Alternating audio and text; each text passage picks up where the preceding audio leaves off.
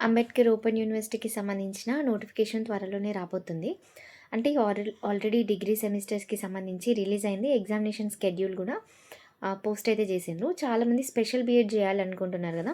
Ambedkar open యూనివర్సిటీలో special BEd ఉంటుంది. And అలాగే ఇగ్నోలో గూడా ఉంటుంది. సో, ఇగ్నోలో చేస్తే ఇంకొంచెం ఎక్కువ డిమాండా? లేకపోతే అంబేద్కర్‌లో చేస్తే తక్కువ డిమాండా? అని చాలామందికి డౌట్ ఉంటుంది.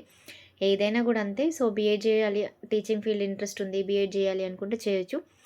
ఇప్పుడు చాలామందికి స్పెషల్ బీఎడ్ చేస్తే కొంచెం ఎక్కువ ఆపర్చునిటీస్ ఉంటాయని అంటారు. ఇంతకు ముందుకైతే స్పెషల్ బీఎడ్ చేసిన వాళ్ళకి కంపల్సరీగా టెట్ కావాలి అని ఏమి ఉండకపోతుండే. ఇప్పుడు మాత్రం మీరు స్పెషల్ బీఎడ్ చేసినా కూడా టెట్ కంపల్సరీ క్లియర్ చేయాలి. అసలు ఈ స్పెషల్ బీఎడ్ ఎవరు ఎలిజిబుల్? స్పెషల్ బీఎడ్ ఏదైనా డిగ్రీ కంప్లీట్ చేసిన వాళ్ళు. మీరు ఓపెన్ డిగ్రీయే అవ్వండి, రెగ్యులర్ డిగ్రీ అయినా ఏది చేసినా కూడా మీరు ఎలిజిబులే. ఇది ఫస్ట్ థింగ్.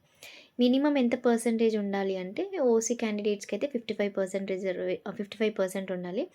రిజర్వేషన్ ఉన్న వాళ్ళకైతే 50% ఉంటే సరిపోతుంది.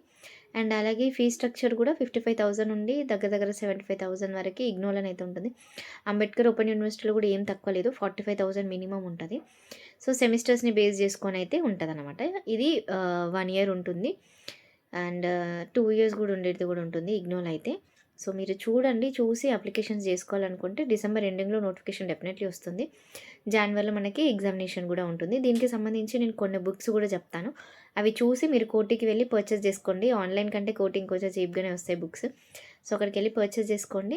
అండ్ ఇది కాదు మేము రెగ్యులర్‌గా బీఎడ్ జేయాలి అంటే వాటికి గూడా సెపరేట్‌గా ఎంట్రన్స్ ఎగ్జామినేషన్స్ కండక్ట్ అయితే చేస్తారు.